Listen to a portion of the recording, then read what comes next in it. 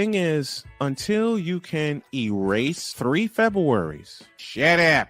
Bang! Quality over quantity. LeBron has beaten some of the best competition in NBA history. He's the GOAT emoji. I will not cuss. I will not cuss. I will not swear. I will not swear.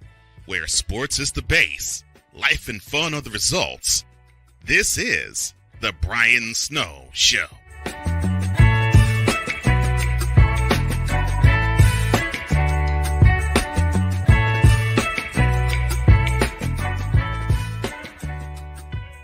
And good afternoon and welcome in to the latest and greatest edition of the Brian Snow Show. There's everything. Where sports is the base and life and fun are the result. Man, repetition is the mother of skill, and I haven't gotten this down yet. We're presented by BetUS.com and Invader Coffee. We're here to bring you the best in sports analysis, stories, and pure entertainment. I'm your host, and together we'll embark on a journey that celebrates the power of sports to uplift, unite, and inspire us all. I may just have to bring Vicala on from during hour 1, but my special guest during hour 2 is CJ Dirt from Next Level Pro Wrestling. We'll talk about his feud with Sin and his upcoming television championship match. That's during hour 2 of the program today. Now, let's get down to business and go around the horn.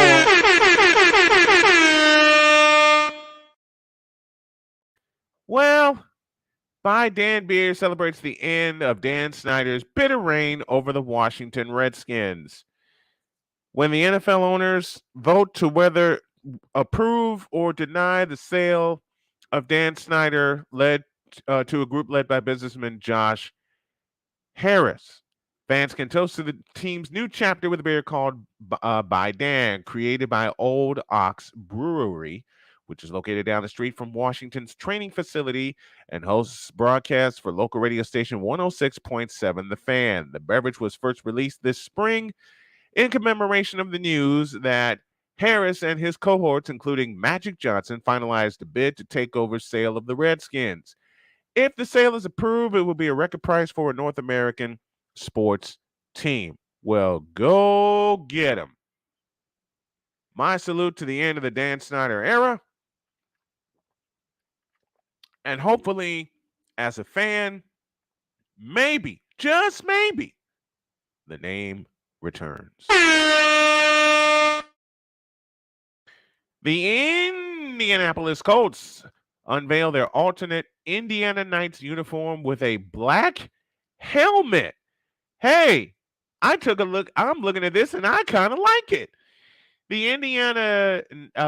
uniform will also feature blue jerseys and pants. For the first time in NFL history, however, a team will wear a heathered uniform or one that has more than one single color in the thread that comprises, I should say, the fabric of the jersey and the pants. The two colors used in the pattern are different shades of blue. The name of the uniform, along with the blue and black color scheme, is inspired by the color of the night sky in Indiana. And I'm looking at their reveal right now. I'm kind of digging this. I'm kind of digging this. I think it was Zach Pascal. Yeah, Zach Pascal. They got the black. I like it. I'm looking at this and I like it. Give me you guys' thoughts. Look up Indiana Knights Colts uniforms. And in addition, the patches that the team captain will feature the C that is the same font as the C of the Colts logo. Nice. They will wear the uniforms October 27th in a Week 7 game against the Cleveland Browns at Lucas Oil Stadium in Indianapolis, Indiana. I just wish they could have picked a better opponent to debut this uniform. But anything to generate excitement, right?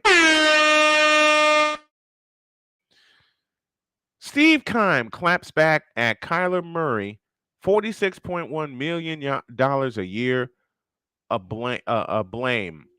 Quarterback Kyler Murray turned heads recently with comments that some thought were a jab at team's former GM Steve Keim and its former head coach Cliff Kingsbury. Keim responded to those comments with some words of his own on The Herd with Colin Cowherd on Tuesday.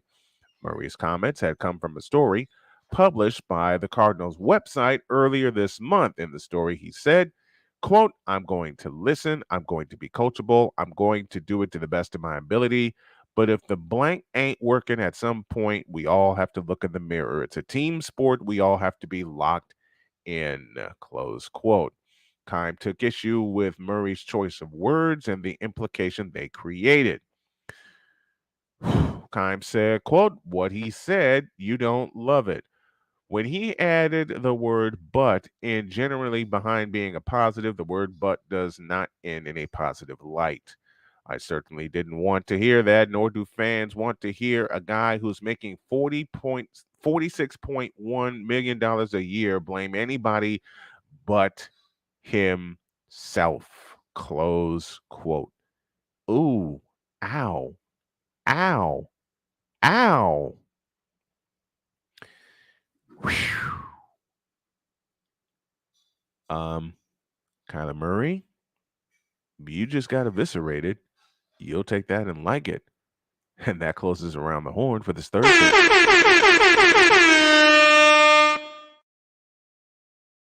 Quickly, play-by-play with JJ is here with us, and he's the first one in as we dip inside the feedback zone presented by Fanatics. He says, "I saw your LinkedIn, and I'm not going to lie, I thought you had an interview with Steph Curry." Geez, I wish. That would be one of our that would be an interview and a half. And now, JJ, you've given me a challenge. He's giving me a challenge. And I love it. JJ's giving me a challenge. Portions of the show brought to you in part by Recruiting Giants. Our mission is to connect exceptional talent with exceptional companies. We strive to provide innovative and tailored staffing solutions to help organizations build successful teams. By leveraging our expertise and extensive network of industry professionals, we aim to drive growth, foster long-term partnerships, and positively impact the success of both our clients and candidates. We are dedicated to delivering exceptional service, exceeding expectations, and becoming the preferred staffing partner for businesses looking to recruit top talent. For more information, email Mark Zanetto at info@recruitinggiants.com or call 336-587-3659. That's 336-587-3659. Recruiting Giants, where talent meets opportunity.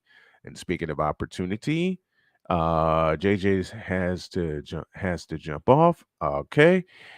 And I'm going to get Victor Locke up here because there are a couple of subjects within the show today that I want his opinion on. The next one, the one coming after the break, however, is one I am very, very interested in. And it's one that fits the person that is the subject of said documentary. It involves Stephen Curry and the word underrated. I'm beginning to like how this is set up. We'll be back.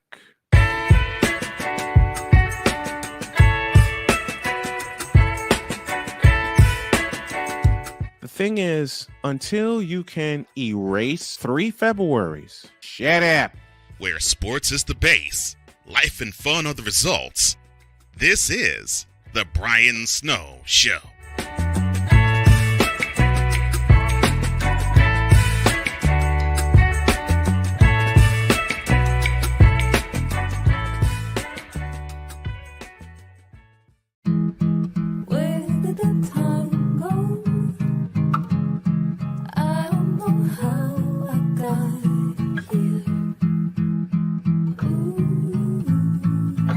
Done the hard part. You quit smoking.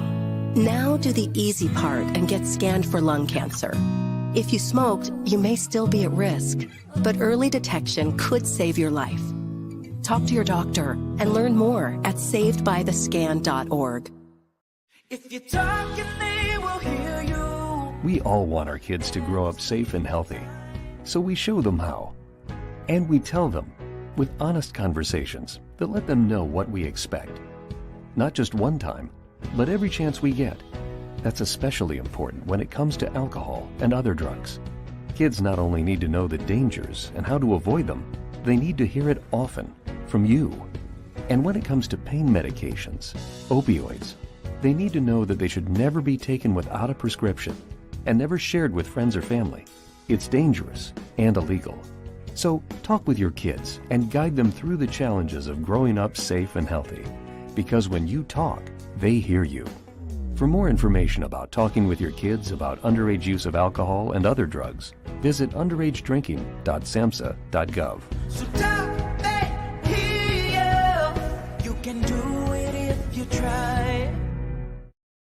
He was only 58 years old when he passed away. That outcome could have been different. Colorado happens to be one of the worst states for radon levels. It's in our ground and it seeps up. The more you breathe radon, the more chance you have of DNA being hit and the cell mutated. The EPA estimates 22,000 lung cancer deaths a year caused by radon.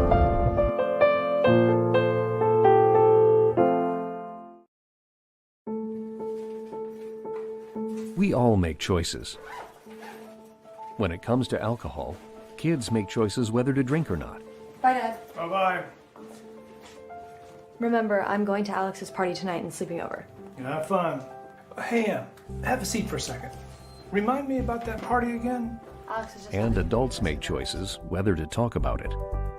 That's true of parents and every other trusted adult in a kid's life. Kids want to know our expectations when it comes to alcohol and other drugs. They want guidance and honest answers to their questions. And it makes a difference when the message is consistent and part of everyday conversations. So talk with your kids and help lead them on a positive path. Because when you talk, they hear you. For more information about talking with your kids about underage use of alcohol and other drugs, visit underagedrinking.samhsa.gov. Where sports is the base, life and fun are the results. This is The Brian Snow Show.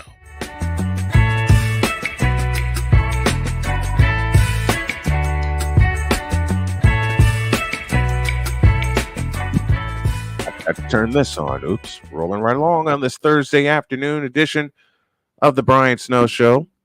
Happy to have y'all with us. 14 after the hour for those of you listening on KSHP in Las Vegas, as well as WLEO in Baltimore, and stations around and we're gathering stations around the country for both our programs, including 99.1 FM in Atlanta. Steph Curry has always heard the noise and the constant scrutiny about his size and stature and how he looked years younger than most everybody else coming out of college, hence the nickname, the baby-faced assassin. He decided to embrace it and make it his mantra, underrated, and now one of the NBA's biggest stars is sharing the story of his basketball beginnings and how being doubted eventually ended up fueling his pursuit to become one of the greatest players ever for the Golden State Warriors. He still carries that chip when he takes the court today, entering his 15th season. Please correct me if I'm wrong. Curry said, quote, that underrated kind of mindset and being undersized and all that was a badge of honor at a certain point. And you kind of flip it on the head. Curry said this week ahead of Friday's release of his Apple TV Plus documentary, I beg your pardon, Stephen Curry, Underrated. Curry says, quote, that's where the faith of, okay, if I apply myself, I can be as good as the next guy, even though I don't look the part, close quote. He led Davidson College's improbable run to the NCAA Tournament Elite Eight in 2008 and led the nation in scoring in 2009 when he went head-to-head with Patty Mills in a second-round NIT game as a junior at Davidson and lost at St. Mary's College. Little did the the basketball-crazed Bay Area realized that the dynamic point guard was simply providing a preview of what he had in store at the next level right here in Northern California. Boy, I have loved Steph since his days at Davidson. Absolutely loved him since his days at Davidson, and now for 14 years he has proven everybody wrong. You know, I could tilt this on his head and say that a certain group that he will never prove wrong because of their unbridled lust for someone, but I'm not going to do that. It's too easy. It's too easy. Instead, what I'm going to do is tout of how great the greatest shooter we've ever seen in the game is. Not was, is. He and Klay Thompson have provided us for 14 seasons, or 12 seasons together, I beg your pardon, what can be done if you bust your ass and put your best foot forward at all times. Early in his career, Steph Curry was dogged by injuries, especially to his ankle, which had a lot of people questioning, is he durable enough? And yes, Stephen Curry has been dogged by injuries throughout his career, but I'm going to say something here and now that's going to, in essence, tick off a lot of people. And that is, Stephen Curry has had a bigger impact on the NBA in 14 years than LeBron James has had in 20.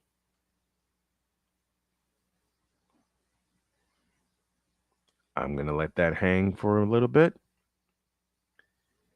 And I'm going to challenge any and everyone to find the lie. Where's Victor? Let me get Victor up here. I'm going to challenge any and everyone to find the lie. Tell me how a 6'3" point guard, I beg your pardon, 200 pounds, out of Davidson College, entering his 14th year, has done more for the NBA than the supposed chosen one. I will repeat my statement. I will repeat my sentence. And it's pretty simple. Stephen Curry has had more of an impact in 14 years than you know who has had in 20. For those of you watching on television, you see this big smile on my face? Yeah. That's exactly why I challenge anyone to find the lie in that statement. And the reason I challenge anyone to find the lie in that statement is because of something I have said and said often and will continue to say. It's pretty simple. Stephen Curry, out of Davidson College, has taken an anomaly and turned it into a weapon. Oops. I love bringing that point up. He has taken an anomaly and turned it into a weapon. That is why Stephen Curry has had more of an impact in 14 years than LBJ has had in 20. I can ask all kinds of questions about what I can break down 50 ways from Sunday, the ways that LBJ has not had an impact, and most of them are fundamental. What I will do instead is explain how Stephen Curry has had more of an impact on the NBA in 14 years. And again, it goes back to the sentence I simply said. He has taken an anomaly and has turned it into a weapon.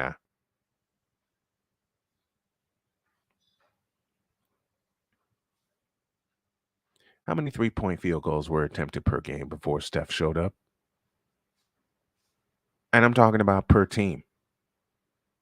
About, I don't know, 8 or 9. At least that's the number that Cole brings up. And I don't doubt him. I haven't had time to do the research, but I go with what he said. Now you have teams taking at least 23-point field goals a game, and one player trying to hoist up as many as possible. The game is now at a distance.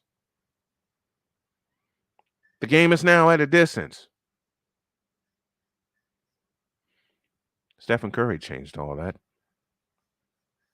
Oh, and you know the best part about it? The best part about it? The best part is he continues to get better. That is the one thing that a lot of people don't realize.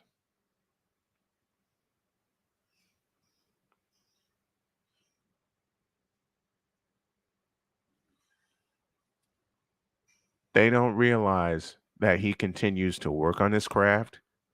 He continues to work on his game. And he continues to get better. Darian Hopkins in the house with us from Philadelphia. What's up, D-Hop? Great to be on with you yesterday, my friend. Hope to do it again soon.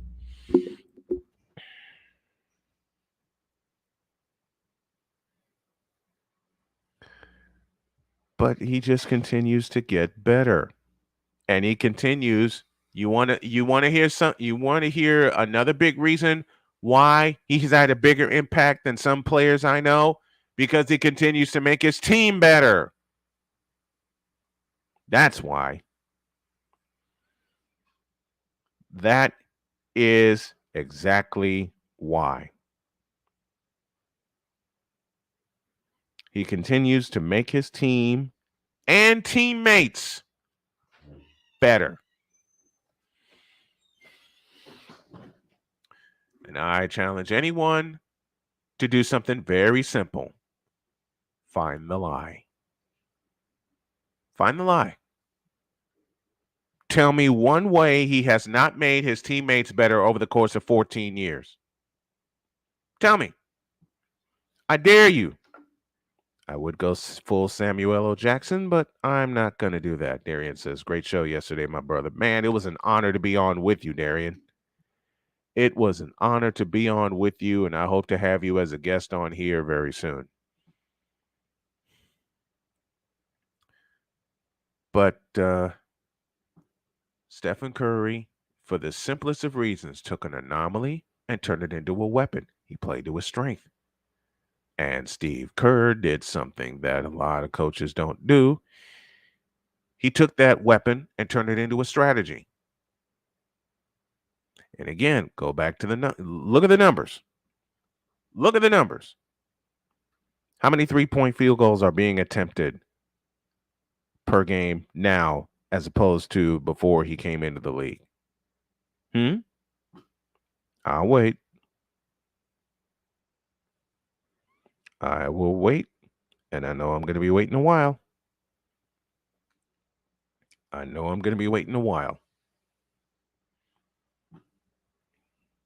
That's what you call impact. And that's how I judge players. Magic, Bird, MJ, Alex English, Charles Barkley, Karl Malone. Impact. Look at the impact they had on the league. Period. Darian asked me a question yesterday while I was on the Darian Hopkins Sports Show. Fabulous show. Go check it out. Subscribe to his channel and help him get to 3,000 subs if you can. Is a certain player better with a different number? And I'm trying to be good and obey my co-executive producer Wise's command of not saying LeBron's name. Oops, I cussed. But the question was, and I gotta say it. Well, actually, what Darian asked me, does it matter if LeBron is? Well, he asked me, does LeBron perform better wearing number 6 or number 23? And my question is, who cares? And my answer is, who cares? He's not the best in the NBA right now, nor has he been for a long, long time. I will subscribe to Apple TV Plus just so I can view this documentary. Underrated is the name of the documentary, with the one and only Stephen Curry. And I'm hoping to get Victor in here for the next segment, because what I have on the docket next, I can't believe I'm reading that, but let me.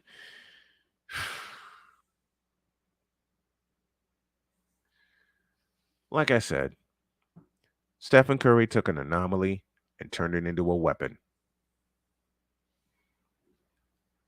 How many folks have done that lately besides Steph? Well, Nikola Jokic has, with his heightened power. Klay Thompson has with his sharpshooting. Jamal Murray with his slashing ability. Those are all anomalies. And that's why they're all weapons in the NBA right now. That's exactly why they're all weapons. Looking for the best way to experience live events? SeatGeek has you covered. With just a few taps on your phone, you can find the best seats for concerts, sports, theater, and more. Don't miss out on unforgettable moments. Download the SeatGeek app today and get ready for an experience like no other. Each ticket is vetted for authenticity and ranked on a 1 to 10 scale. And right now, if you use the code Snowman, you'll get $20 off of your first purchase. That's only through the power of SeatGeek, where fans can fan. I'm going to take a breather, and when we come back, the Nets and the Cavaliers in Paris. Why? Just why? Back in a minute.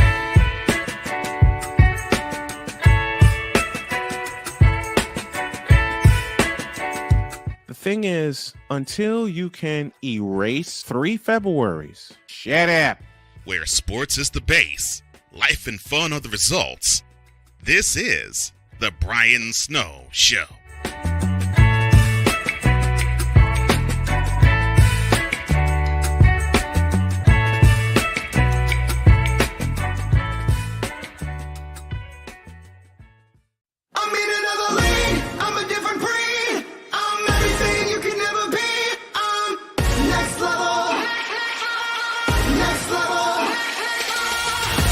Thursday nights are wrestling night on CSTV. Tune in every Thursday night at 7 p.m. Pacific to see all the amazing next-level pro wrestling stars on Thursday Night Throwdown on CSTVNow.com and the CSTV app on your Roku device.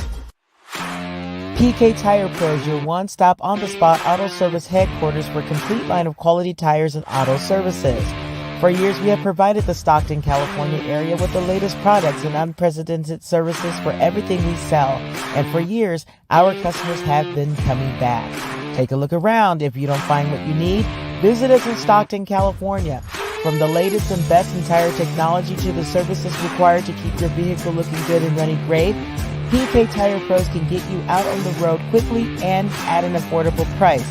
Stop by soon to see why so many people consider PK Tire Pros to be the one-stop shop for all of their tire needs. At PK Tire Pros, our friendly and knowledgeable staff, quick and dependable service professionals, and affordable prices all come together to make driving out on a new set of tires easy. On top of that, we never tire of tires. Stop by and see us, and you'll be glad you did.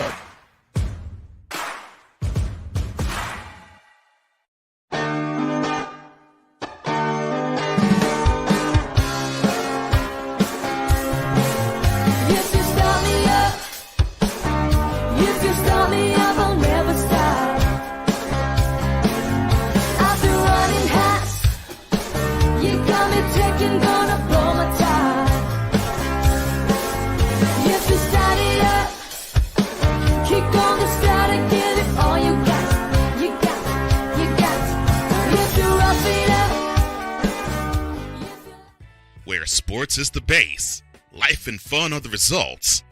This is The Brian Snow Show.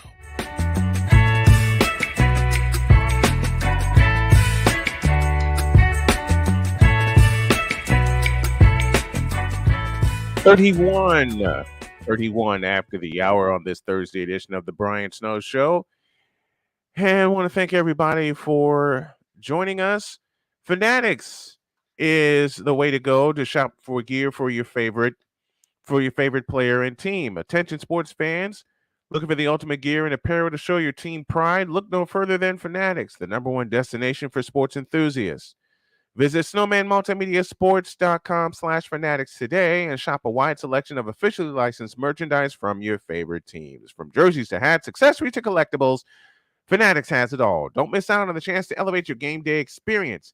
Head over to snowmanmultimediasports.com/fanatics and gear up like a true fan with Fanatics, officially licensed everything.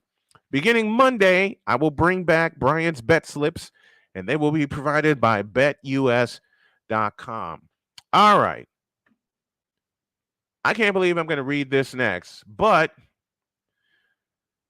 the Brooklyn Mess and the Cleveland Cavaliers are going to play a regular season game in Paris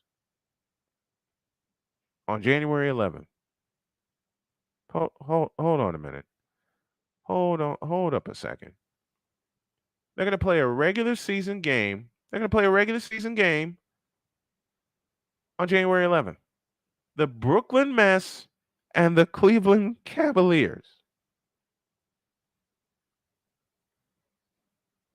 Wait a second. The Brooklyn Mess and the Cleveland Cavaliers. Are you trying to make us not? Are y'all trying to make us not watch? First of all, it's in Paris. Second of all, you just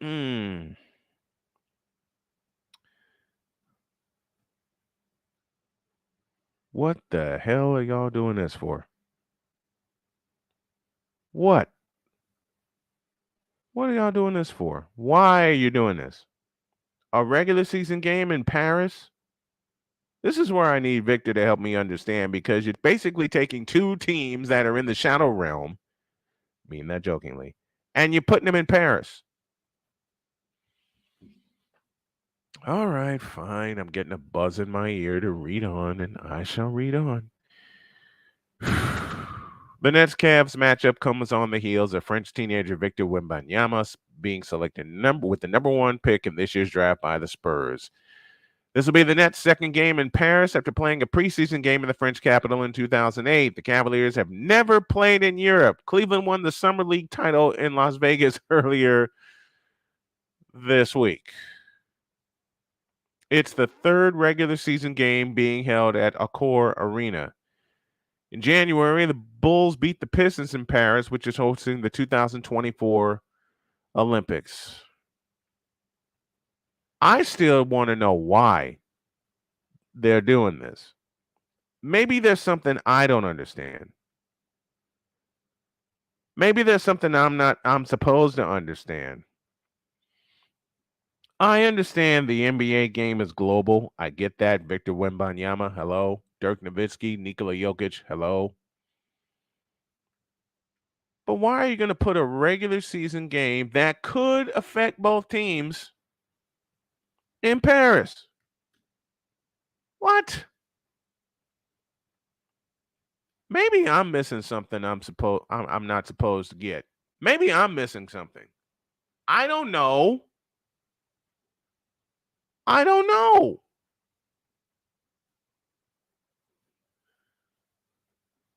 Maybe I'm not. Maybe I'm not. I got to get some help in this. Let me see if I can get my super producer up here for a few minutes. Why are y'all putting a regular season Eastern Conference game? Why is it being played in Paris? Shouldn't it be played here?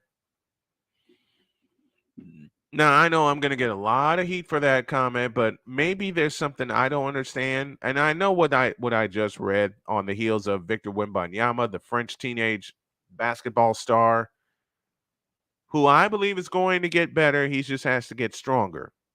He just has to get stronger. I've said that about Wemby all along. I will continue to say it about Wemby. What worries me about Wembanyama is his physical attributes. You can't teach 7'4", but you can get bigger than 208 pounds. But you don't want to get so big that you're not mobile. I get all that.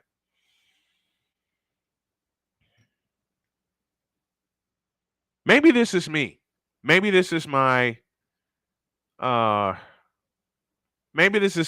off my lawn kind of take. Maybe, kind of, sort of. I don't know. Maybe.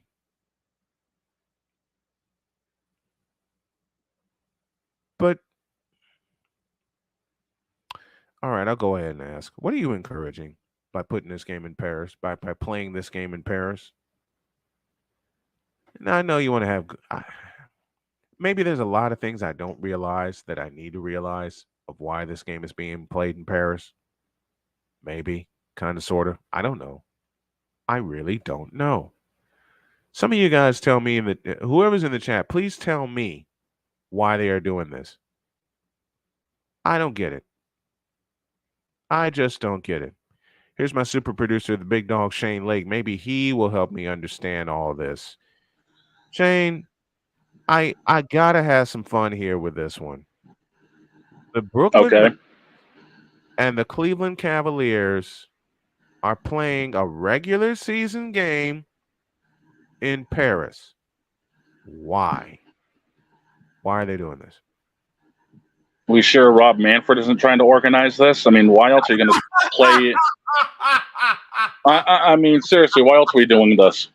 What type of bull crap, dude? Seriously. Now, I understand it's on the heels of Victor Wembanyama being drafted. I understand that, but still, it's a regular season game. You would think a preseason game more than anything else. But this, what for? What am I missing? What the hell am I missing out on? Ratings, money, greed, stupidity. Take your pick. You know, and there's a fifth answer, all of the above. Yeah, that works. That works. There's all of the above. Which network is going to call this game? There's probably the four-letter devil that we all know down in Connecticut. Oh dear God. You know how much they'll milk out of this if that were the case? Ben and Jerry's has got nothing on the dairy they're going to produce. Exactly. I mean, all right, I'll go there. Like I said, I'm old and I'm old school, and I'm going to go all the way there. Couldn't they have produced a better matchup? It would have been easier to see Celtics Lakers over there than this crap. Listen, this is why the United States, and I'm just speaking a fact here, is so far behind in basketball, because the fundamentals have gone across the world. Yeah, that's true. Are not continuing to be cultivated here, where it all started. I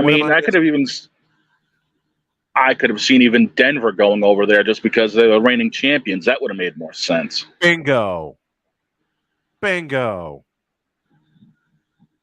But yet again, common sense is so uncommon. It's so uncommon. People ask for change back. Boy, that's an understatement. Shane Lake, the super producer, in the house with me. Second game for the Nets playing in Paris after playing in 2008. The Cavaliers have never played in Europe, and you're going to subject them to this? What? Do they not realize how rowdy European crowds are? Apparently not. I mean, come on. You want a rowdy crowd? Look at all the soccer games out there. I mean, that's for a sport they give a damn about, let alone basketball. Exactly. This is why all the foreign stars are taking over because they're learning the basics, they're learning the fundamentals. And it's so AAU, the NBA has become so AAU style now that all the fundamentals have gone completely out the window. How many times have I said on this show about different players that people want me to prop up and I won't prop them up because of a very simple thing? There's no fundamentals involved, man. I lost track.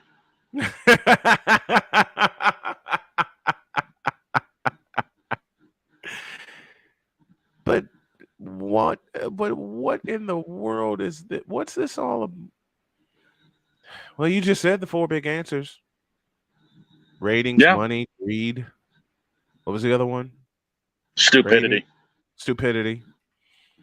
Especially when it comes to the Brooklyn mess. I'm surprised he didn't put the Dallas Mavericks over there with Kyrie Irving. In that essence, it's bad enough. God. It's bad enough. We have to deal with him here in this country. Do we want to subject Paris to it? No. Dear God, no. And I realize also this is ahead of the 2024 Olympics, which will be played in Paris. Understand that. You're just putting a massacre up on a national stage or a global stage. Let me correct my sentence here.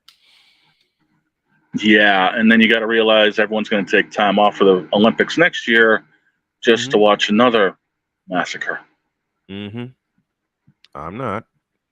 I'm gonna be sleeping. I'll watch the other. Listen, I'll watch the other sports with Jody. Okay, those get me. But as far as the major ones, no thanks. Don't want any part of it. Last time I caught a global basketball game with the U.S. team, let's see, Kobe, Vince, Garnett were playing. Let's welcome Tom O'Boyle from Reno, Nevada, in the house with us. Good afternoon to you, sir. I just don't realize why they are doing this. The story comes courtesy of Associated Press. I don't understand why this is going on.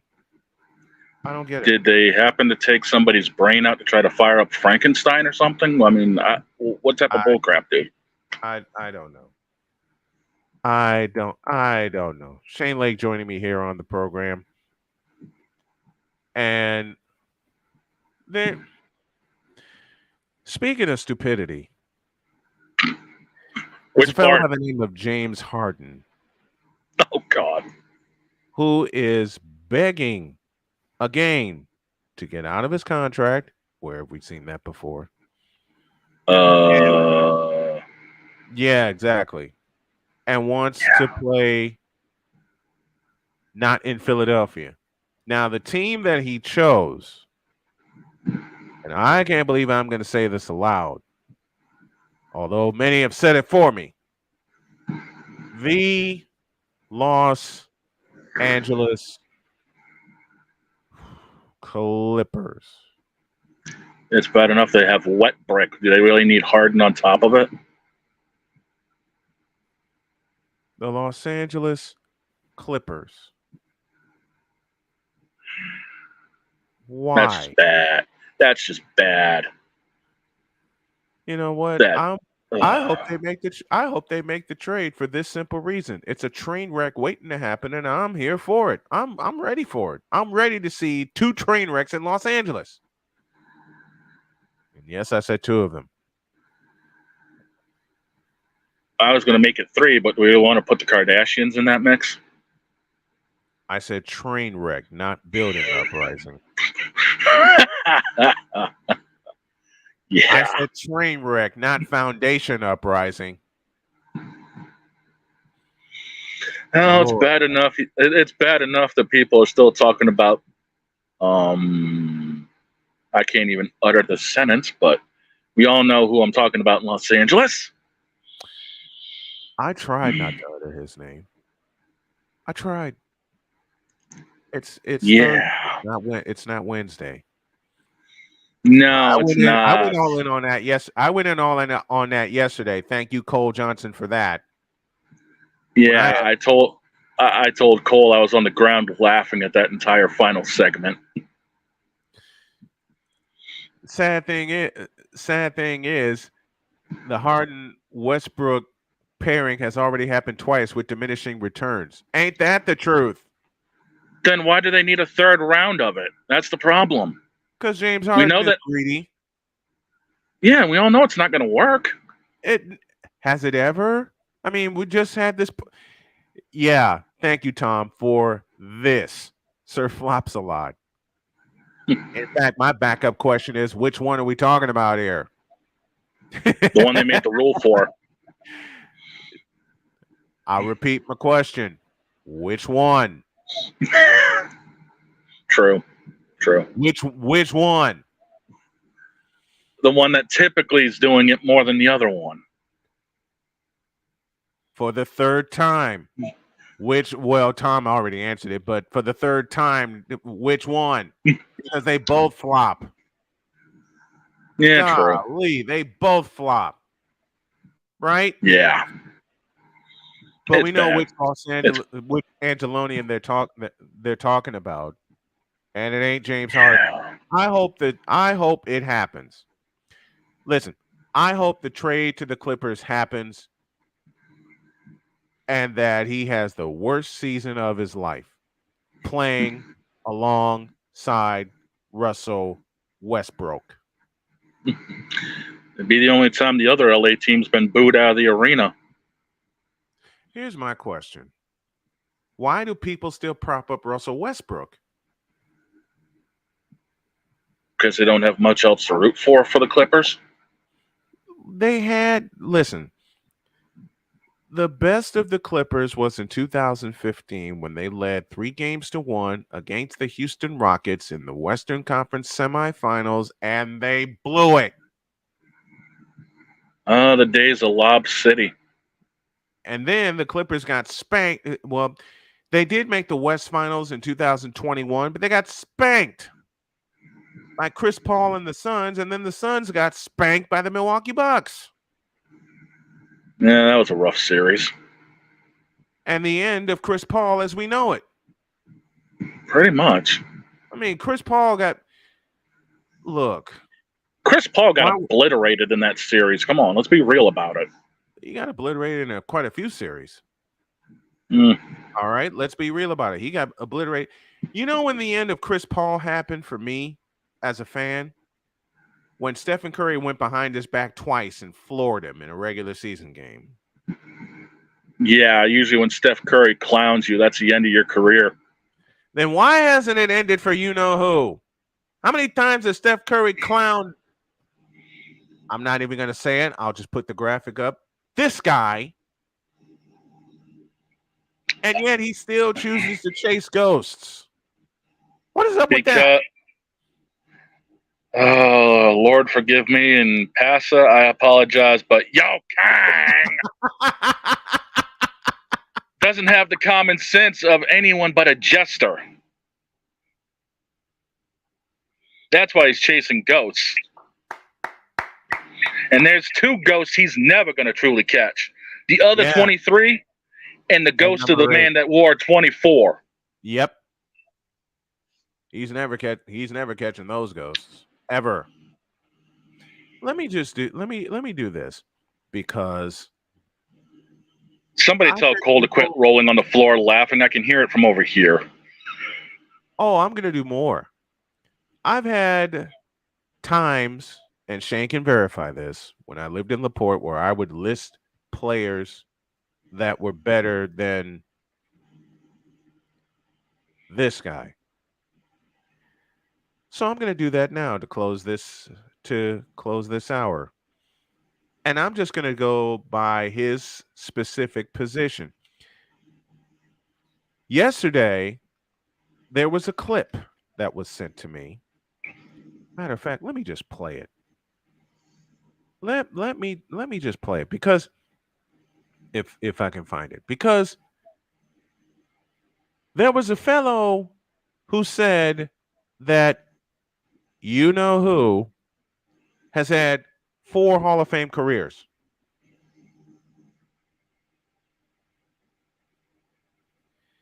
Yeah, the silence speaks volumes, ladies and gentlemen.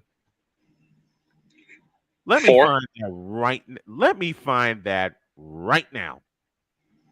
Or is he talking Hall of Fame careers or brain cells? I will show you. I will play it for you. I'll play it again because I can't believe I'm gonna do this. Oh, it's not here. It's not here. And I'm doing it. This is live, folks. Where is it? This is what happens when I come up. We just go off the script anyway. When are we ever on script? When have we ever been on script in 12 years? When have we ever been on script in 12 years? Pretty much. Here it is. Let me find the volume. Do you know LeBron has had 4 Hall of Fame careers in one? His first stint with the Cavaliers, 28 points a game, 7 rebounds a game, 7 assists, 6 All-Star appearances. They went to the finals, and he won 2 MVPs. Okay, they went to the finals. He won 2 MVPs. Did they win the thing? No. No. They didn't win the thing. No. Continuing on. He leaves, and that's a Hall of Fame career. How? Tell me how in the light of hell is that a Hall of Fame career? What, just because he won 2 MVPs? And were it not for a lucky shot he hit against Orlando in 2009 in Game 2, it would have been a 4-game sweep. Yeah, pretty much. Back when Dwight Howard actually meant a damn. When Dwight Howard actually wanted to play. Well, continuing on. He leaves and goes to the Heat. 4 years, 28, 8-8, 4 finals appearances, 2 regular season MVPs, 2 championships, 2 finals MVPs. He won Sports Illustrated Player of the Year and Associated Press Player of the Year. That's another Hall of Fame career. Says who? Says who? He won Sports Illustrated awards. You know how many times Michael Jordan won that award? 4. Take that. Yeah. It's another. Yeah. All right. Part 3. He goes back to Cleveland. 4 more finals appearances, finals MVP, the greatest comeback in finals history. Stop there. Give me this button. Shane, you know I'm trying to stay on task, as my producer tells me, as you tell me. I'm trying to stay on task, but I got to do it. Greatest comeback in finals history? My ass. You know how big of a stimulus package they got?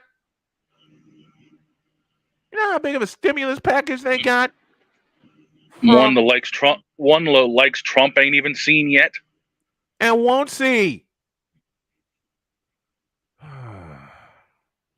Moving on. More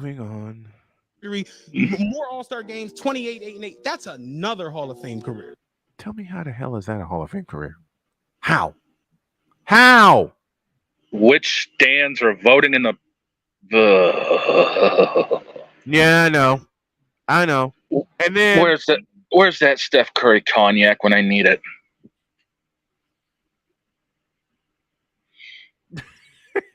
That works. 32 ounces worth. How's that? I'll need to fill up my 2-liter, but I'll see that for you. I'll see you with 55 more ounces. All right. Oh. And then to finish it off, and I won't play this all the way because there's a bad word in there, but he goes to the Lakers.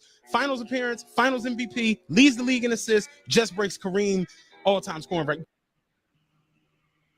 I'll stop there.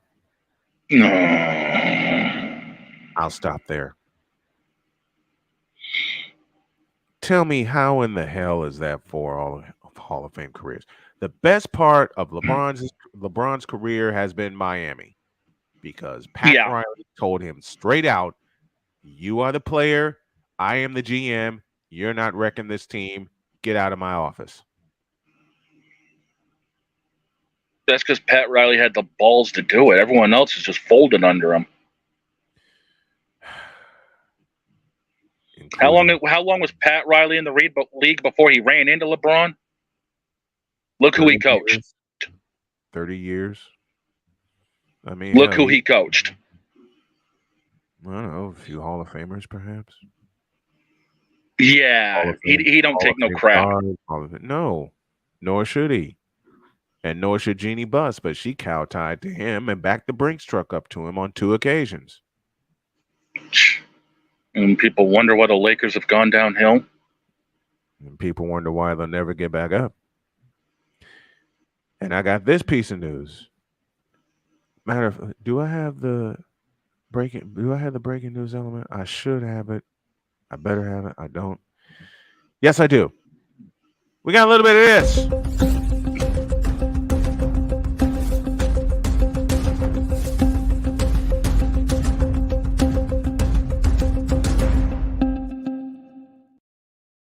NFL owners unanimously approved $6.05 billion sale of the Washington Redskins from Dan Snyder to a group led by Josh Harris. Thank you, Lord.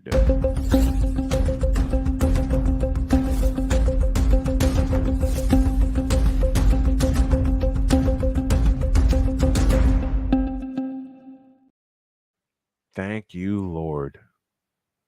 That team had something go right since the days of Gibbs. I'm going to play something in honor of that. And a lot of you Redskins fans should know the song quite well. You know why I'm playing this song with the sale and everything? Because they need to bring the fan aspect back to Washington. That's why I'm playing this. I'm going to play a part of this song.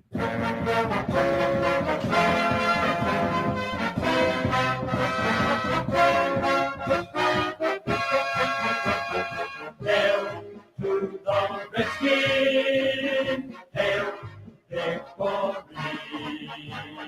Praise on the warpath, fight for all we see. Run a pass and score, we won a lot more. Beat 'em, swamp 'em, touch them at the point score. Fight on, till you have white sons of Washington.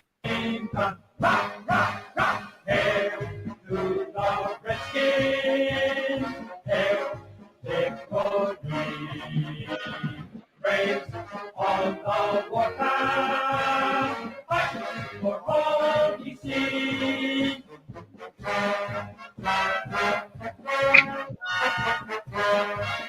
Does this not bring back memories? You don't even have to be a Redskin fan to remember this. True. Run up, pass and score, we want a lot more. Beat 'em, swamp 'em, touchdown, let the point score. Fight on, till you have won, sons of Washington. Rock, rock, rock. Hail to the Redskins, hail victory. Praise on the warpath, fight for all we see.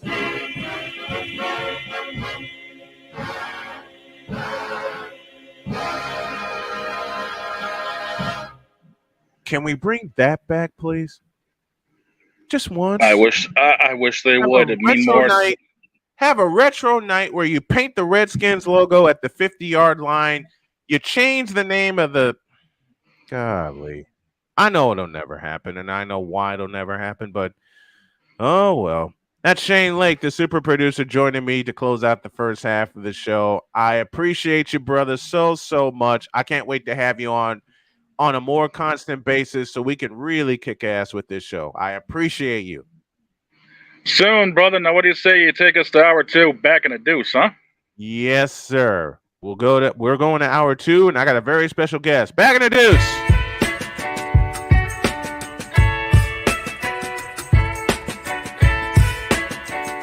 The thing is, until you can erase 3 Februaries, shut up.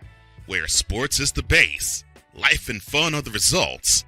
This is the Brian Snow Show.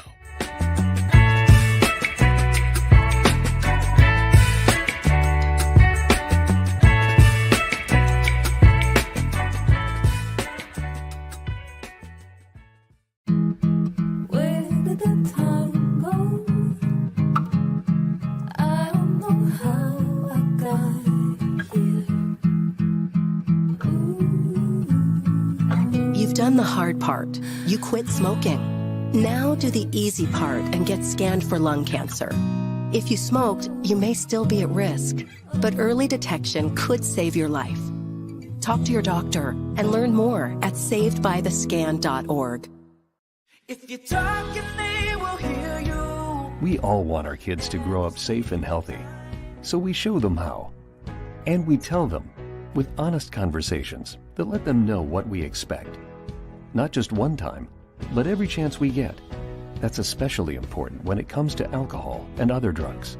Kids not only need to know the dangers and how to avoid them, they need to hear it often from you. And when it comes to pain medications, opioids, they need to know that they should never be taken without a prescription and never shared with friends or family. It's dangerous and illegal. So talk with your kids and guide them through the challenges of growing up safe and healthy. Because when you talk, they hear you. For more information about talking with your kids about underage use of alcohol and other drugs, visit underagedrinking.samhsa.gov. So talk, they hear you. You can do it if you try. He was only 58 years old when he passed away. That outcome could have been different. Colorado happens to be one of the worst states for radon levels. It's in our ground, and it seeps up. The more you breathe radon, the more chance you have of DNA being hit and the cell mutated. The EPA estimates 22,000 lung cancer deaths a year caused by radon.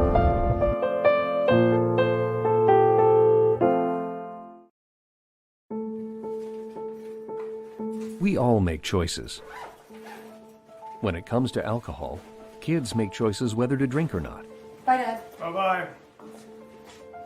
Remember, I'm going to Alex's party tonight and sleeping over. Have fun. Hey, have a seat for a second. Remind me about that party again? Alex is just... And adults make choices whether to talk about it. That's true of parents and every other trusted adult in a kid's life. Kids want to know our expectations when it comes to alcohol and other drugs. They want guidance and honest answers to their questions. And it makes a difference when the message is consistent and part of everyday conversations. So talk with your kids and help lead them on a positive path. Because when you talk, they hear you. For more information about talking with your kids about underage use of alcohol and other drugs, visit underagedrinking.samhsa.gov.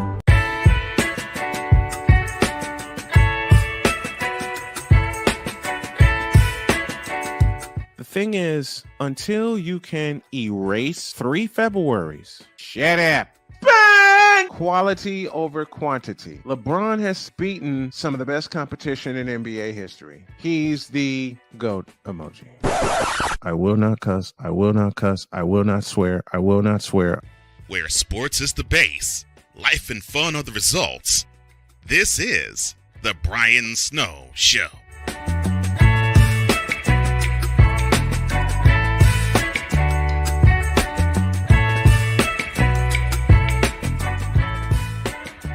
It's hour 2 of the Brian Snow Show on this Thursday, and I want to thank y'all for joining us. Got a very special guest coming for you in the next 30 seconds, but sports bettors, listen up. Your favorite sports book, BetUS.com, is back, and in our 38th year of action with live in-game betting, incredible odds with daily odds boosters, props and parlays, fast payouts, and exceptional one-to-one customer service. Hey, we got it all, and when you sign up and use the code Snowman, you will get a 125% deposit match on your initial deposit. Log on to betus.com or call 800-792-3887. 800-792-79-BET-US. BetUS.com, where the game begins. And now, please help me welcome the Next Level Pro Wrestling television champion, the suplex and red Mexican himself, C.J. Dirt. How are you, my man? Great to What's have you. going on? What's going on, y'all? Can you hear me? Yeah, we got you. You sound great, man. How are you? Very good. Coming to you live from my humble abode in the trailer park. I love it. I love it. What got you into the business, man? What turned the light on for you to get into it? Oh man, I just been watching since I was a wee little boy with a wee little mullet. The theatrics of it all. I did theater in high school and was just getting the gears turning to get into a wrestling school, and I finally found some and got the ball rolling. Who were some of your favorites growing up? Who did you idolize, and when you first started doing your moves, who did you copy? Oh, we always like Eddie Guerrero, a fellow mullet man. There you go. I love it.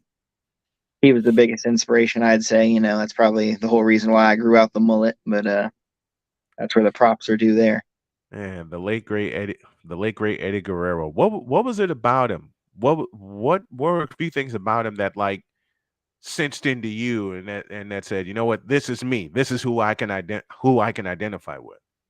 He was different than everybody else at the time, and his character was very adult, but also entertain the children at the same time. So it opened up the kids to whoa, this guy's a double character. He's a bad guy, but he's also good deep down. Like Robin Hood. So is it the scepter of like you said, the bad guy that got you? That's like saying, okay, I can really do this, but I can do this part too. Was it that? Oh, a little bit. Right now at next level, I'm a goody two shoes. Keep my shoes signed real clean, but Right. I always identified with the more bad guy characters as a child. So what got you into next level pro wrestling? What was it about them that where you were able to link in with them? Well, Justin Caton, we got a real close relationship. He's the owner. Word around the locker room is he's my daddy. That's what how tight of a bond we have. So, just always a real good company to work for. I helped start the original training program there, and just a real great place to work for. Good. Very, very good. CJ Dirt, the Next Level Pro Wrestling television champion, joining me here at the top of hour 2. All right, man. You got a big match coming Saturday. Your all cages match. I see the strap right there. Talk to me about this all cages match that you have coming up. Every event, every match at this upcoming show on Saturday is going to be held inside the steel cage. Padlock on the door. You got to win by pinfall, submission, or escaping. But my particular match, not only is it a title match, it's what we call Chaos in the Cage. Yeah. And that's my competitor Sin, his specialty match. Basically, in my match, we're going to be locked in there, not only in the steel cage, but there's supposedly going to be a lot of weapons being locked in there with us. So oh, man. I don't even know what's going to be up inside that cage, but whatever's coming in there, I'm ready for it, man. Sin. Oh, they didn't tell I took you? them on twice now. They didn't tell you what weapons they were going to put in the cage? No, that's part of the chaos of it. That's why it's chaos in the cage. You don't know what's going to be in there. How'd this feud start with Nightmare Sin? He just started attacking me. Actually, I had a 3-match little run with this guy named Marcelo. Right. And I called him the Wrestling Crayon. He always has a basic outfit on, either red, blue, green, whatever. Yeah, but he was the Wrestling Crayon. Right. But anyway, I just got done shaving that guy down like a razor blade to a crayon. And then Sin comes out of nowhere and attacked me from behind. We had shook hands. He said he wanted to come after my belt. I said, you got it. I turned my back to, wave hi to the fans, and I got a big old karate chop to the back of the neck.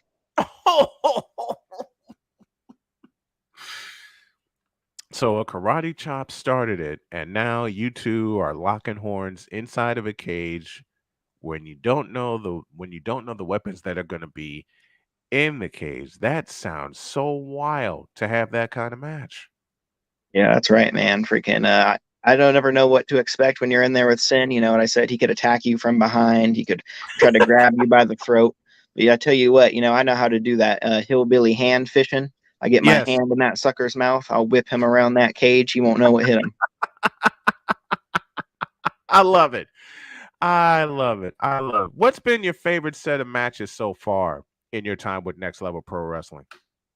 Oh man, probably the OG days back in the day. I used to tag with my old buddy Big MF, but he's moved on to the greener pastures of retirement and commentary at Next Level.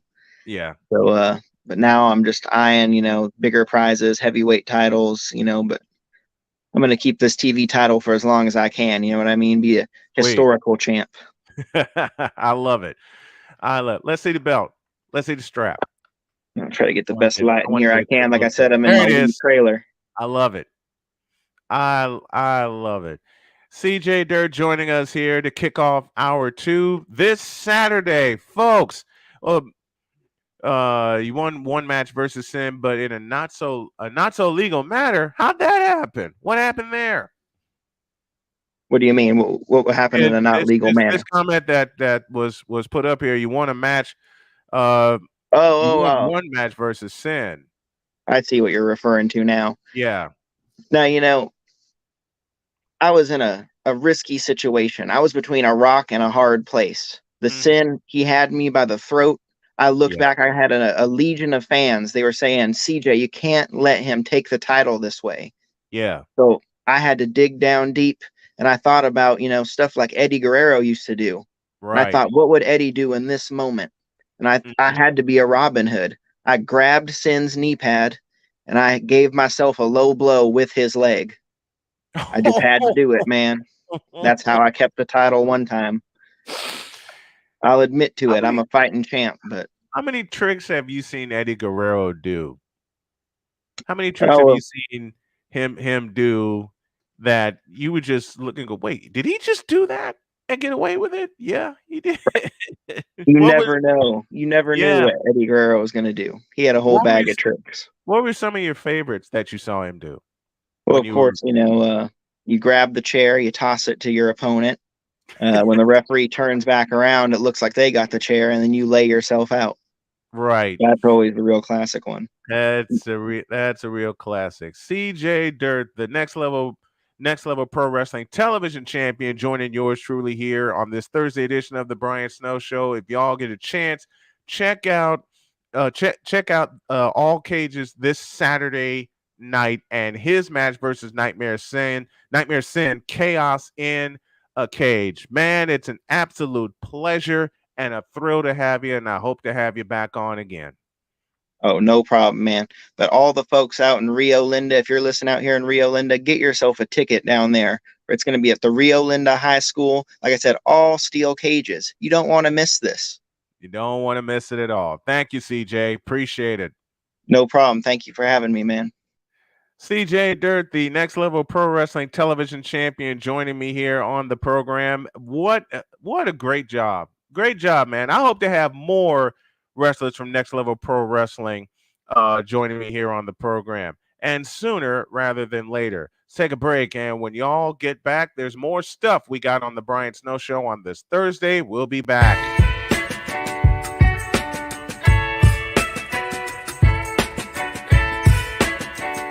The thing is, until you can erase 3 Februaries, shut up.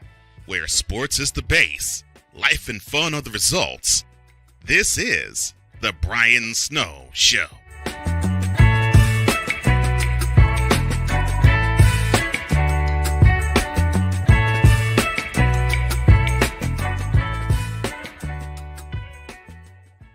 Hey y'all, Snowman here. Catch me, Cole Johnson, Wise El Jefe, Bicola, and the rest of the usual suspects and a few unusual suspects as we bring you 2 hours of the best sports talk you will ever watch and listen to. It's called Snowman in the Morning with Cole Johnson. Now on at 10 a.m. Eastern, 7 a.m. Pacific on CSTV and CSTVnow.com. Join us, won't you? One of the great things about ordering meals from Mother of Macros is that you can do it from the comfort of your own home. Click the national or local delivery link to access the menu, and we'll ship the meals right to your door. We understand you won't always have time to plan, shop, prepare, and cook to provide healthy nutrition for your family, so the process is simple and saves you hours. We know you're busy, so our meals are professionally prepared and packaged. You only need to heat them up and enjoy. We provide macro-balanced, delicious meals, chock full of fresh, local ingredients with none of the stuff you don't want to eat. Plus, our menu changes every week, keeping your taste buds wanting more. We take care of your meals so you can worry about everything else on your list. Mother of Macros.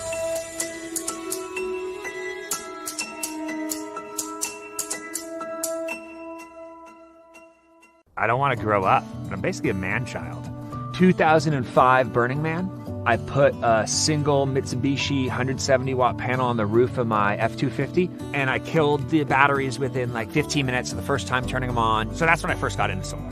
I was blown away by the customer service at Battleborn. We want them to be happy with our product, because in the long run, they're the ones who are out there using it. When you used to buy something American, like a car, something you knew was built really well, that's what I think of with Battleborn. Where sports is the base, life and fun are the results. This is the Brian Snow Show.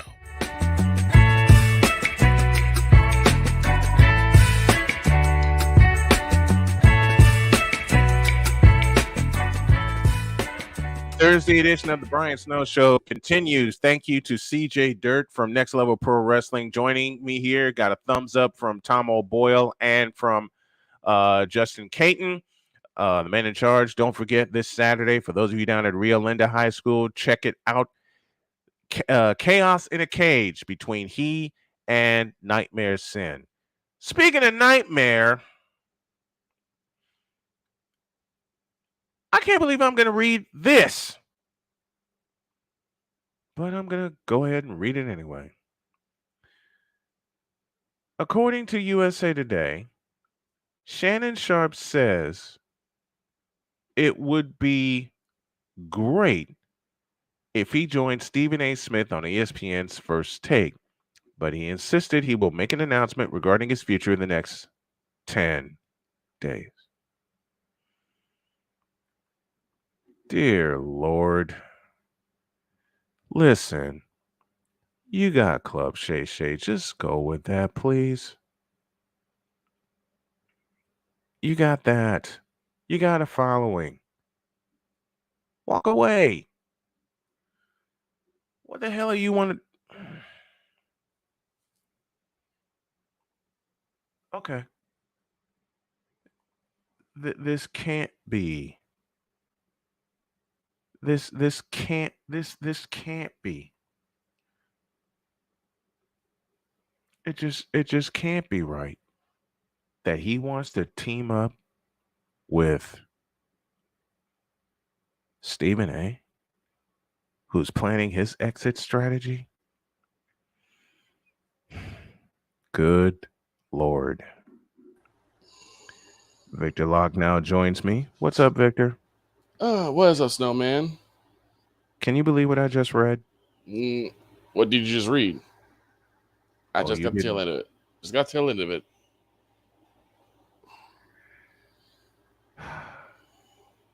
Can you imagine? I'll put it in the form of a question.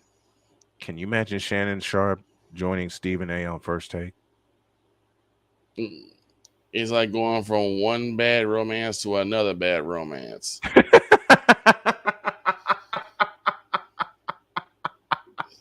Stephen A.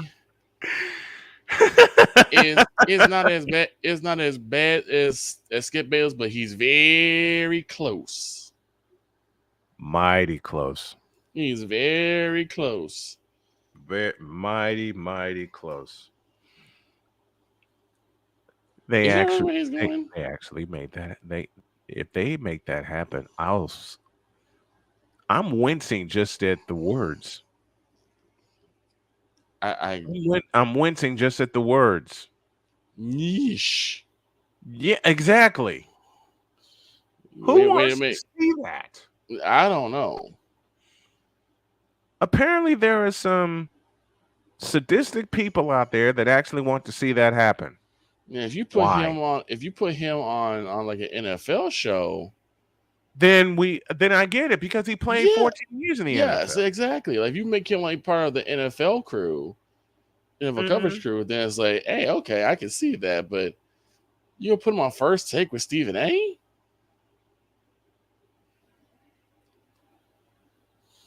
Who actually would be able to stomach that? Nobody. Not a soul. I don't have that clip, but you get the Yeah, idea. I know. I wouldn't be able to stomach. I can't stomach First Take as it is. I can't either. I can't. There was a while when you and I were living together that you had sent me a lot of clips of Stephen A. from First Take, and I got more and more tired of him. Yeah. Yeah, because it's like it's just this continuous whining capitulating. Oh, speaking of which, the trade I was talking about earlier this morning. Yes. So it's a three. This is a probable trade. This is what's probably proposed. It's three-way a proposal. Yeah, this is like one of the ideas that could possibly, be in the works for one James Harden.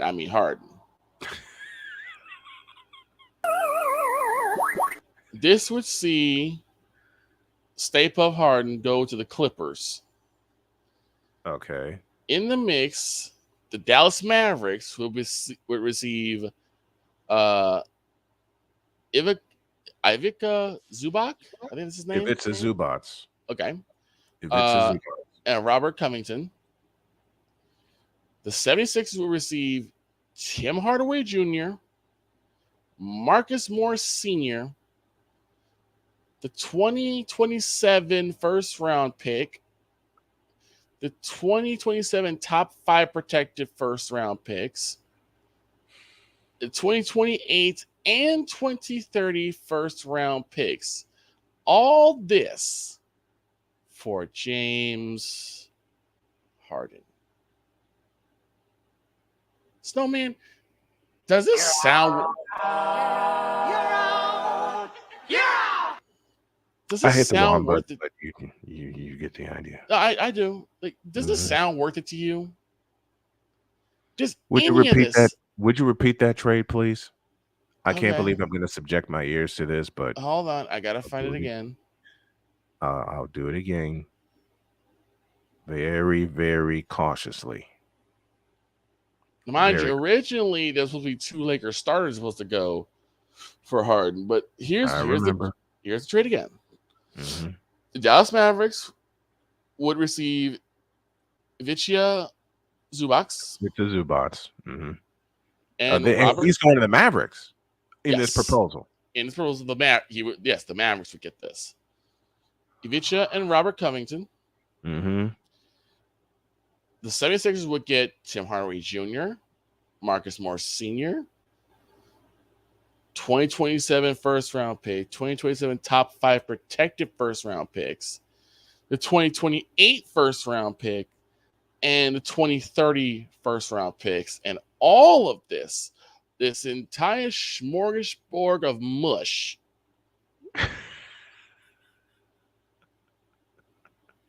would then send James Harden to the Clippers. And again, I'm asking, why? Why would any of these teams give up? Dallas is already in the crapper as it is. If this trade happens, Dallas Mavericks. You fool! Yes. The Dallas Mavericks are already in the crapper. At least they didn't give up. Well, they gave up some picks. They signed Kyrie Irving, for God's sakes. Yeah, exactly. They're already in the crapper. So the Mavericks they're already in the crapper. Mm-hmm. Philadelphia's trying to press the plunger and start over.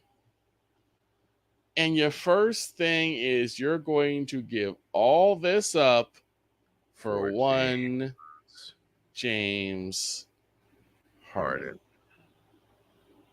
who hasn't done a doggone thing since 2018, mind you, when they incorrectly awarded him the most valuable player.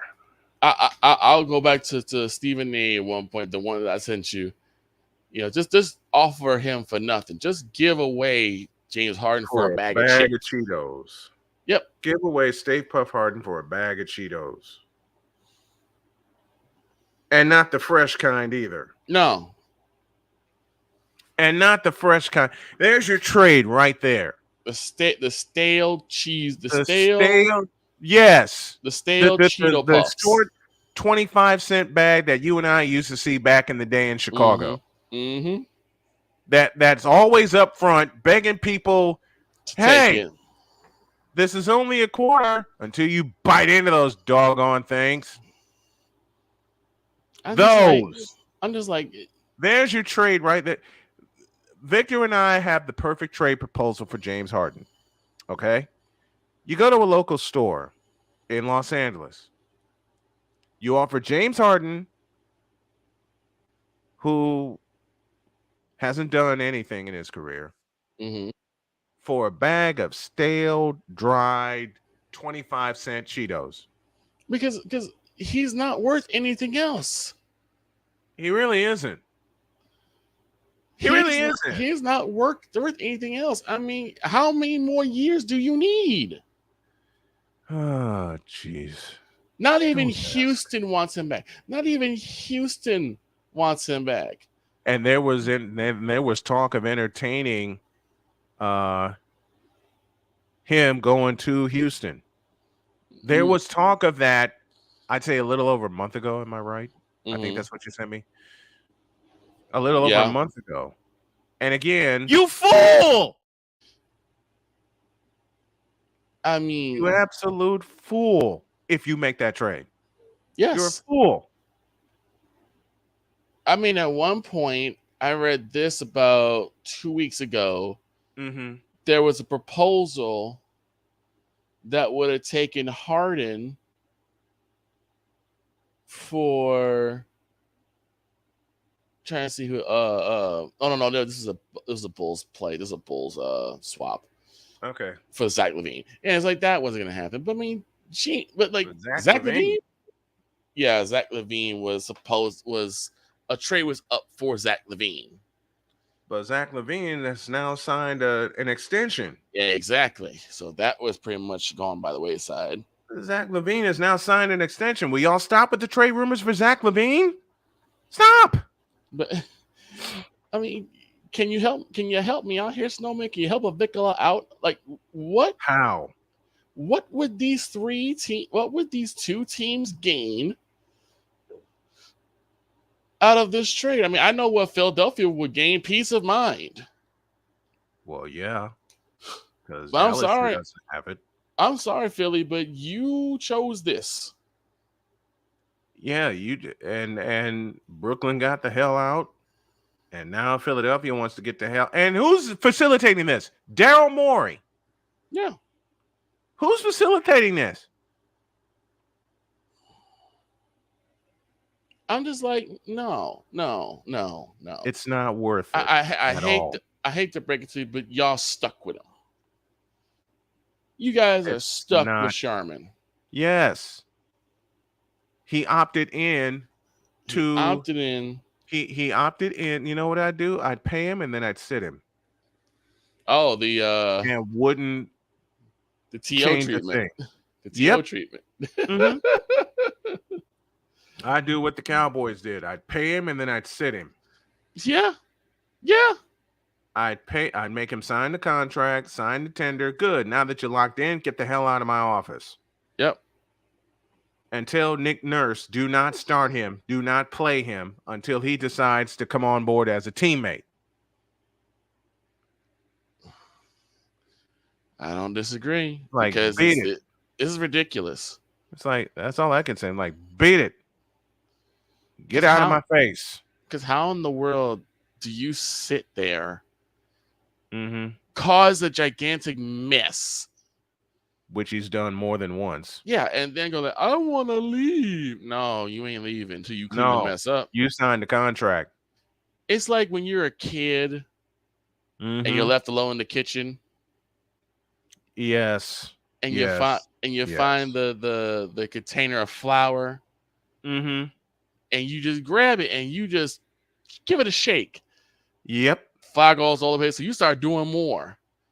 Been there. And then your mother finds out. Now 3/4 of the bag is out on the floor. Yep. And then after you got your behind beat, now what are you doing? You're cleaning it up. Exactly. And if you don't clean it up right, you get your tail kicked again. That's what's gonna happen. That's gonna happen to James Harden. That's what needs to happen to James Harden. You gonna made get his this butt mess. beat. You got to clean it up. Yeah. And if I'm James Harden, if I want to be considered a top tier talent, wouldn't I take this as a challenge? Wouldn't I take this whole thing as a challenge? Like, okay, you want to keep me here? Okay, I'm gonna make this You said top tier talent. Yes. And put James Harden in the same sentence. I didn't say that he was top tier. I said if he wanted to be one. Fair enough. But because I sure was gonna laugh at that. If you want to be a top tier talent, wouldn't you say, you know what, I'm gonna take it as a challenge.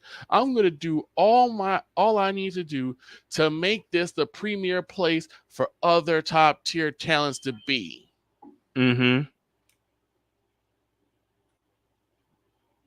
I want to make it so people who want to get a ring want to come play with me.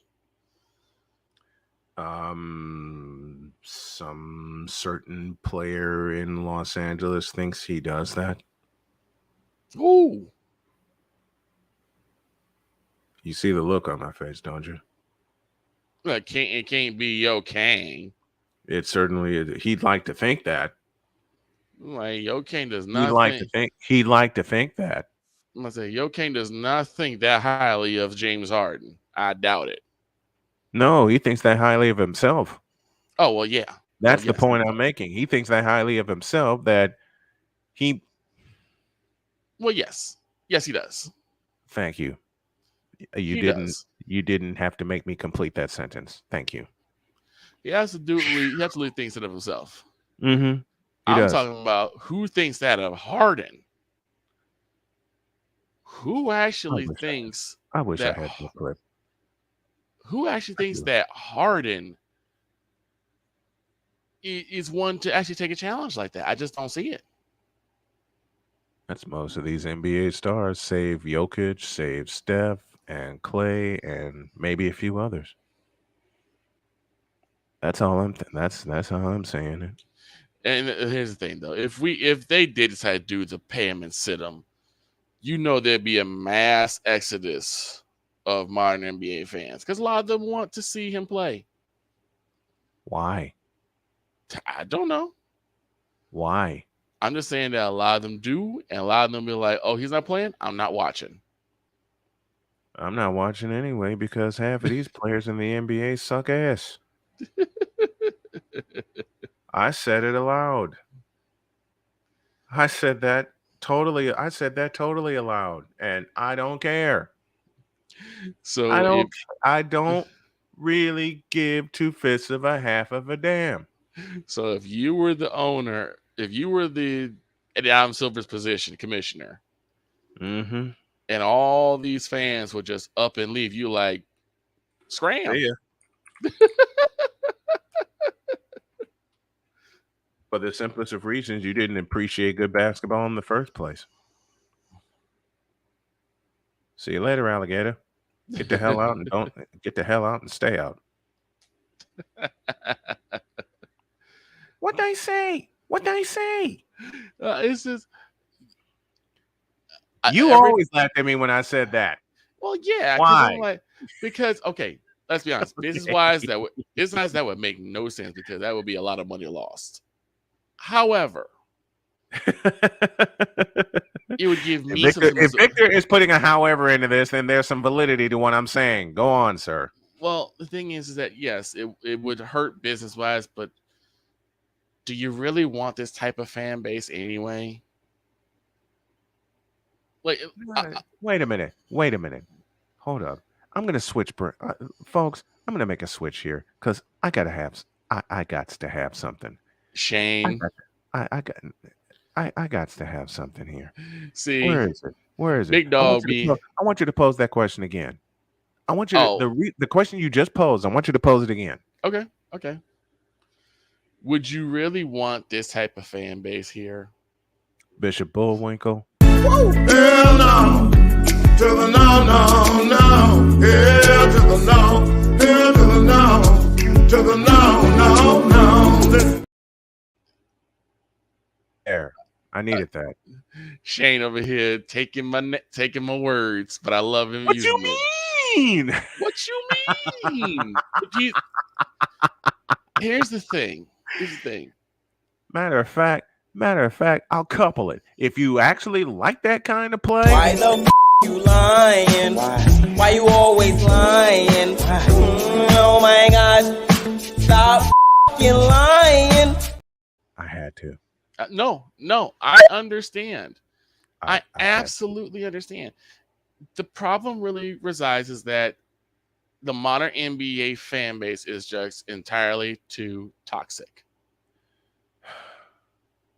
To me, back in the 90s and 80s, there was a bit of camaraderie. Yes, you had your rivalries, Lakers and Celtics, of course. Pistons and Bulls, of course. Yep, you did. But there was at least some form of respect for the other team. It's like, man, I hate Boston. I'm sorry. Did you say respect? Yes. Did you say respect? Yes, I did. I cussed. I'm sorry. Something today's NBA fan refuses to have. I'm sorry. Did I say that aloud? It's just it's like, man, I hate Boston. But Larry Bird was cooking. Kevin McHale was cooking. Robert Parrish was cooking. Yes, I love I love Robert Parrish. And for Bostonians, man, I hate the Lakers. But I Kareem love and Magic. Johnson. Mm-hmm. I mean, Kurt Rambis, James Worthy, AC Green. For anyone, wait a minute. I don't have it. Yes, I do. For anyone who has the argument that the modern NBA fan base is better, it's going to require me making a switch as we're going way, way off the rails here, but I don't care. As long as I don't get hit with a train. I don't care if I get hit with a train. I'll just have to get hit with a train. The Rock has two things to say to you. He's got this. Shut up, bitch.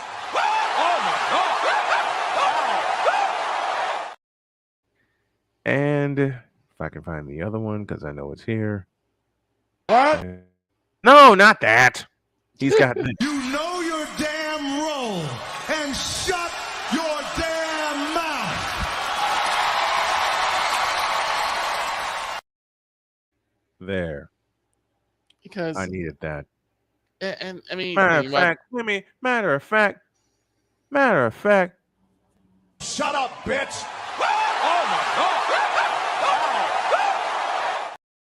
I didn't like damn apples. I'm sorry. Kawhi. But I mean, going back to like the old days, like again, the Suns with Charles Barkley and AJ. Also the Miami Heat with Alonzo Mourning, Charlotte Hornets. I mean, everyone's like, you know what? I don't like this group, but man, they got some great players, and I respect those players. You know what the modern fan would say to you? Shut up, bitch. And that's why they get kicked out. That was too easy. And that's why they would get kicked out, because the modern NBA fan doesn't have that type of respect. Not respect. No, they don't. Thank you for saying that. They don't. Thank you for saying that. There is a total lack of respect with today's NBA fan. The Pistons and the Bad Boys. Listen, I will be the first to tell you I hated the Detroit Pistons, but loved them because of the way they were constructed. I'll be the second to tell you I hated the Pistons. Take advantage of the Bulls' weakness because the Bulls had no inside presence. They were growing, but they weren't there. Yeah. The Pistons had that inside presence. Me and Vic are having a nice chat. Got to take one final break. And when we come back, Shannon Sharpe, shut up. Back in a minute. Wrong button. Do we go back in time or something? I pressed the wrong button again. Try again. Back in a minute.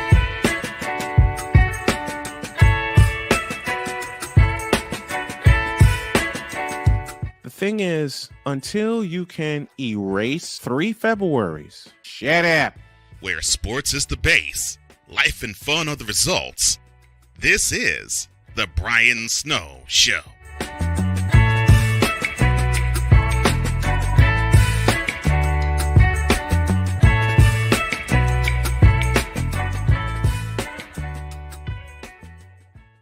Hey y'all, Snowman here. Catch me, Cole Johnson, Wise El Jefe, Vicala, and the rest of the usual suspects and a few unusual suspects as we bring you 2 hours of the best sports talk you will ever watch and listen to.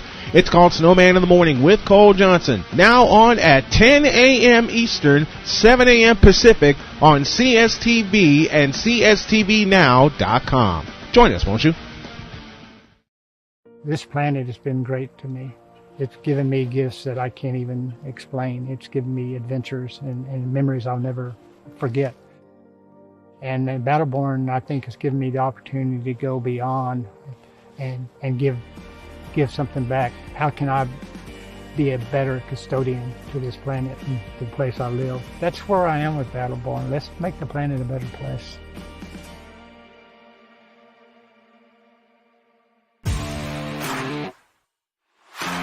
PK Tire Pro is your one-stop on-the-spot auto service headquarters for a complete line of quality tires and auto services. For years, we have provided the Stockton, California area with the latest products and unprecedented services for everything we sell.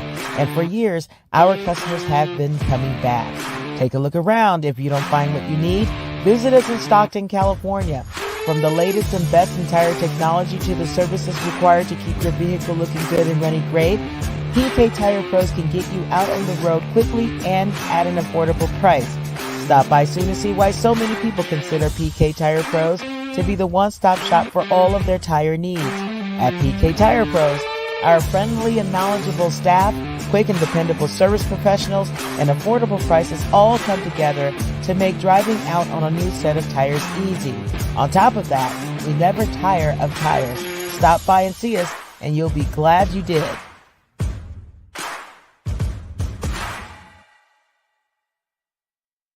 Where sports is the base, life and fun are the results. This is The Brian Snow Show.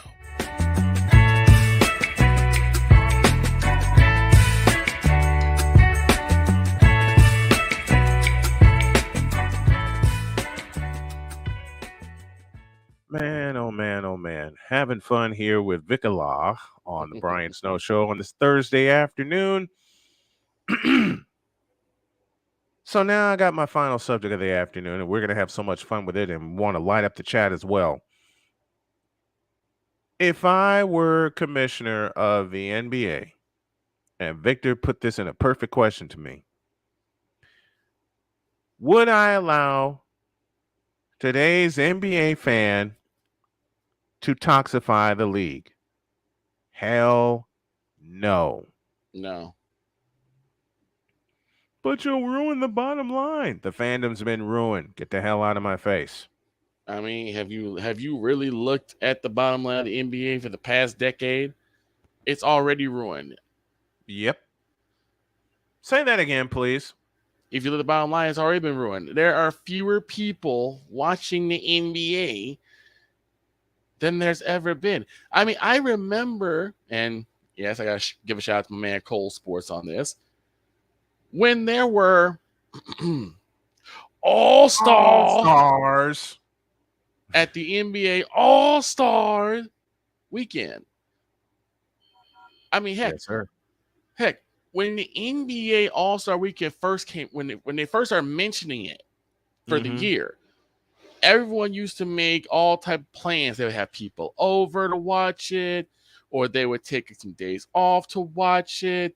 They would make a nice extravagant meal to watch it. Now, oh man, the meals were off the chart, especially in the early 90s. Yeah, and the meals were crazy because I went to a couple of friends' gatherings for All-Star weekend, Saturday and Sunday. Man, please. My grandmother would make roasted chicken. She'd make rice and beans. She made potato salad. All of it. Yep, everything for just for the All-Star game, just for the All-Star weekend. The All-Star weekend was an event. Yes. Now it's an afterthought. No one cares because the All-Star game, the All-Star weekend sucks. There's no All-Stars to be had. None. When a G League player wins the slam dunk contest, problem. Just think about that. Just think about that. And Shane said something that is so true. What's ruined sports fan bases all across sports? Social media. Yeah. Social media. Yeah. Absolutely it has. You know what? I think social media has ruined a lot of things that's in our society. Social media has ruined life. It reminds me of something that was said this morning. And Wise brought it up. People used to be careful what they say because they were afraid to get punched in the face. All right, let's go off the board. Who in sports media has a very punchable face? Stephen A. I'll give you 3 off the top of my head. Stephen A, Ryan Hollins. No. Stephen A, Ryan Hollins, and who's the third one? Nick Wrong. You want to throw a fourth? Skip Bayless. You know what? Heck, in some cases, Shannon Sharpe has a punchable face. Nick Wrong needs a stone cold stunner. Into reality. I don't condone violence. I don't condone hurting the man, but he just needs one good stone cold stunner to be told you tripping. I'll give my top 5 punchable faces in sports media. 5 is Shannon Sharpe. I respect him as a player. Yeah. But his brown love makes him punchable. 4, Stephen A. Smith. 3, Ryan Hollins. 2, Skip Bayless. And at 1, Nick Wrong. Can we just nominate them for Morons of the Year too? You got to ask Wise about that one. I don't have that type of power. Yeah, you do. Nominate him. I'll nominate him. It's just ridiculous. And the reason why I say these guys have punchable faces is because it's just they just feel that they are just completely infallible. Even Shannon feels infallible, which is part of the reason why he and Skip got in their heat in the first place. Dear God. Throw Colin Cowherd in that mix. Colin Cowherd, yeah. I actually agree with that. I agree too. I actually agree with that. And for one, you know why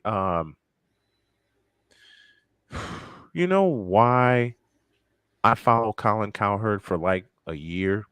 Because of how he was putting his work in. That's it. Yeah. Now, for those of you who wonder why we're putting Ryan Hollins on this list, or who the hell Ryan Hollins is, take a listen. Hold on. You said LeBron James the greatest player ever? What about Michael and Kobe? So you just gonna pass Kobe up like that? I'm gonna pass Kobe up. I'm gonna look at Michael. There's more. I'm gonna look at the. I'm gonna look at. I know it. Patron America. Yo. Patron America. Kobe Bryant couldn't fill, or Michael Jordan fill LeBron's shoes. The impact that he's had with different.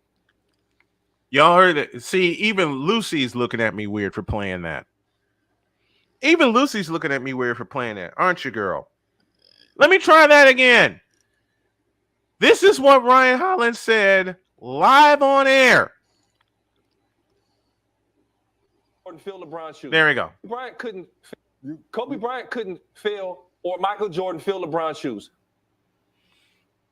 When that statement was uttered, Molly Karam stepped back, Max Kellerman dropped his head, and Shaq dropped his head. What's that tell you? And Shaq played against MJ and Kobe. Exactly. Played with against Kobe. Exactly. I saw this full clip. And my mind was, I hadn't talked about the NBA or LeBron James in years. Yes. And then this comes up, and I'm like, who is this clown? Who is this? My response is 2 words. You fool! That's my 2-word response. You fool! It's like, what? Wait a minute. What type of what type of GTA 5 Trevor crack is Ryan Hollins smoking? I believe that they should have got drug tested then. Oh, he got worse. Yes, he got has. significantly worse. Yes, he has. And they still let him on. Yes, all the time. Why? Nick Why? Wrong said LeBron James had put in the single greatest Game 1 performance in NBA history in finals Game 1. Wait. Hold up. What? Yeah. That LeBron James put in the single greatest performance. He said what? He said LeBron James put in the single greatest finals Game 1 performance ever in 2000. In an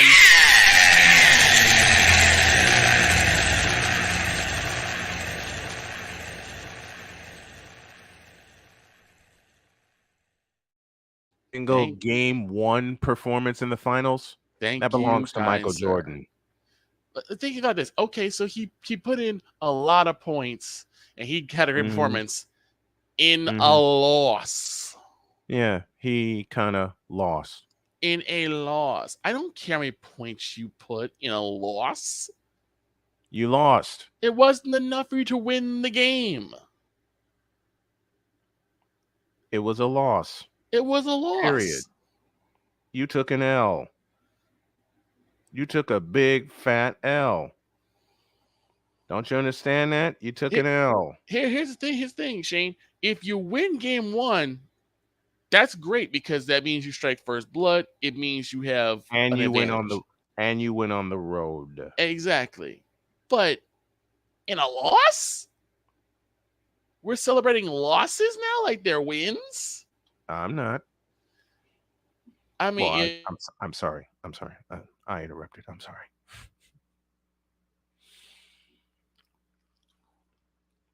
See, when Lucy's looking at me like this, why are we doing it? Yeah. See. I can't believe that. And you know he feels his way. He even said after this past season, when the Lakers got kicked in the ass. Thank you. They got kicked in the ass. And all right, I'm going to say it as plain as I possibly can and just ask people to forgive me in advance. They got kicked in the ass. And then kicked out of the NBA playoffs. And got kicked out of the Western Conference Finals. Do you know that Nick Wrong decided to go on TV and cry about being trolled by someone because LeBron lost? You got trolled by Steph Curry fans. Shut up, Brian. He got trolled and decided to go on it. I don't like people making fun of me for liking LeBron. Then maybe you should stop. And maybe you should stop. Maybe you should leave the joy juice alone. He can't do that. Take your hands off the joystick and leave him alone. He can't do that. You know he can't do that. And mind you, ESPN is on a downward spiral, and now they're thinking of, let's bring Shannon Sharpe on. Why? The hell are you going to do that for? Shannon Sharpe. You know what? JJ has the greatest comment, and it's right here. Oh, wait, I won, but I lost. Right. That defines LeBron's 20-year career. I mean, it's like, come on, guys. This is what I mean by maybe that viewpoint is not so bad because this is what the modern NBA fan has become. They want participation trophies. Yep. They want to always whinge and cry whenever someone doesn't like their favorite player. Yep. And it's not just LBJ. No, it's not. Let's be real. It's not just LeBron. Kyrie got his group. James Harden got his group. Joel Embiid got his group. Embiid has his. Tom Oh, Brady has his honorable mention. His honorable mention for the punchable face. Kendrick Perkins. That's a Stay Puft face. He got a punchable face too. That's a Mr. Potato Head face. And to think he played against LeBron on that Celtics team in 2008 that wasn't afraid of him. But see, this is what I mean Now, before about. He's gotten in bed with him. This is what I mean before about once these players retire Mm-hmm. and get on TV, they go from being real to wanting to be liked.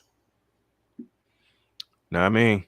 I want to be liked. The only people who I want to keep it real. And the only people who are not like that right now are Shaq and Charles Barkley. That's it. Ernie Johnson and Kenny the Jet Smith. That's it. Because everyone else wants to be liked. Yep. And we got to go. Victor Locke joining me here to close out the show. Thank you, brother. I appreciate you so much. No problem, brother. Well, my time is up. Our time is up together. Hope you all enjoyed it as we enjoy bringing it to you. And for some reason, tomorrow's a special day. Can't imagine what that reason is. Oh, boy. Well, I hope you all enjoyed it. Thank you to CJ Dirt. Thank you to Tom O'Boyle, Justin Caton, and everyone that's helped out with the show this afternoon. My executive producer is Cole Johnson. My co-EP is Shane Lake. And thank you to our coordinating producer, the lovely Dr. K. God bless y'all. I'll see you tomorrow. So long, everybody.